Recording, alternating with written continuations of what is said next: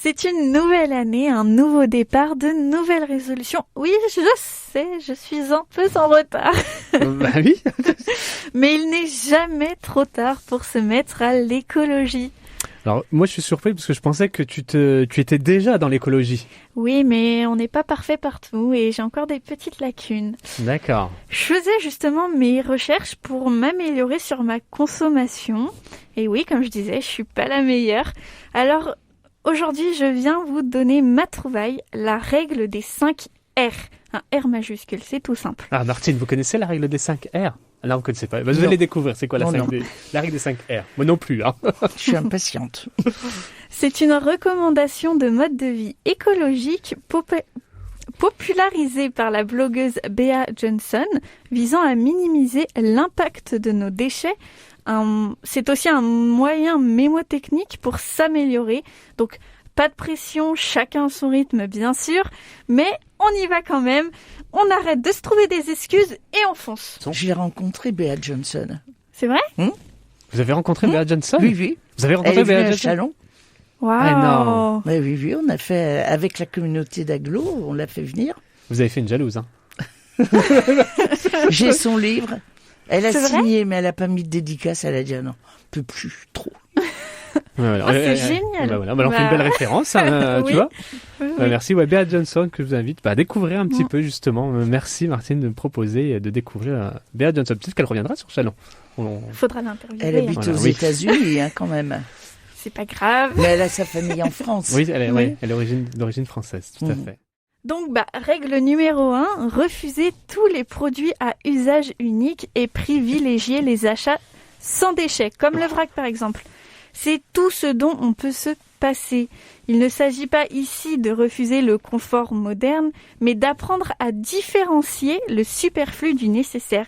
Il faut savoir dire non. Non. C'est laisser moins d'éléments entrer dans notre quotidien, donc autant de produits dont nous n'aurons pas à nous débarrasser. Une action que nous pouvons tous faire simplement et gratuitement.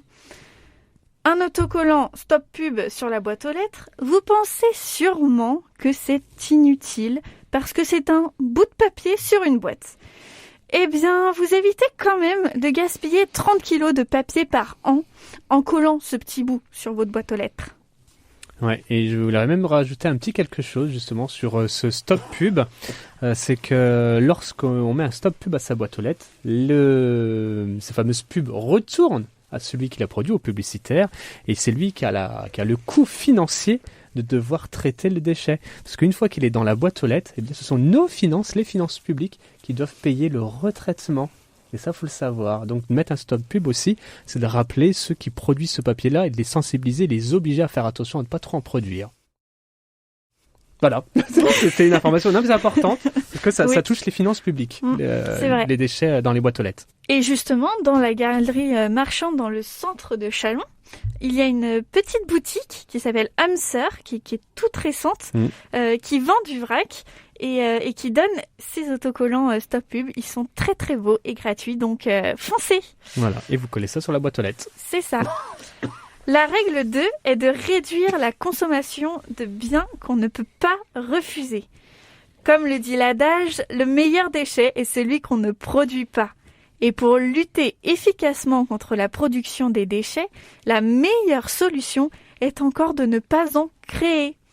Pour changer durablement notre mode de vie vers cette réduction, il convient de réaliser un geste pour s'interroger sur le positif qu'elle apporte et ainsi l'intégrer dans ses nouvelles routines quotidiennes de consommation. Exemple d'action, acheter 1 kilo d'abricots en vrac plutôt que dans une barquette en plastique, elle-même emballée d'un sachet en plastique. Le plastique, c'est dramatique.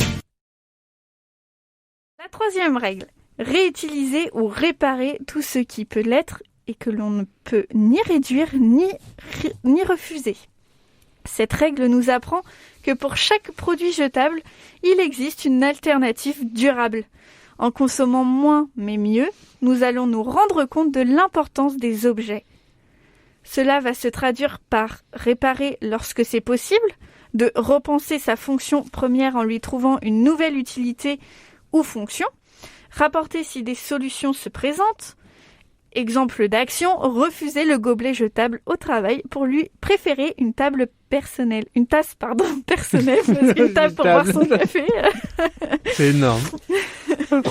Pour l'anecdote, jusqu'à aujourd'hui, Jawed buvait son café dans des gobelets jetables.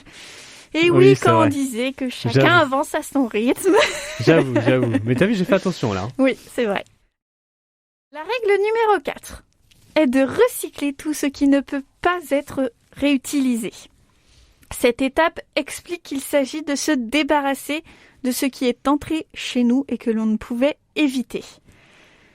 Chaque consommateur constitue le premier maillon de la chaîne de recyclage, car sans tri de notre part, le recyclage ne serait pas possible. Et si vous ne voyez pas clair dans les consignes de tri de votre ville ou de votre région, n'hésitez pas à consulter les outils mis gratuitement à votre disposition. Exemple d'action, être acteur de demain en triant à la source et en respectant les consignes de tri, à la maison ou en bac de collecte, comme à la déchetterie. La 5e et dernière règle, on peut penser qu'elle est un peu ridicule à dire. Rendre à la terre. Pourtant, elle prend tout son sens. Rendre à la terre ce que la terre nous donne. Bon, plus simplement, ça s'appelle le compost. Composter tous les déchets organiques et biodégradables.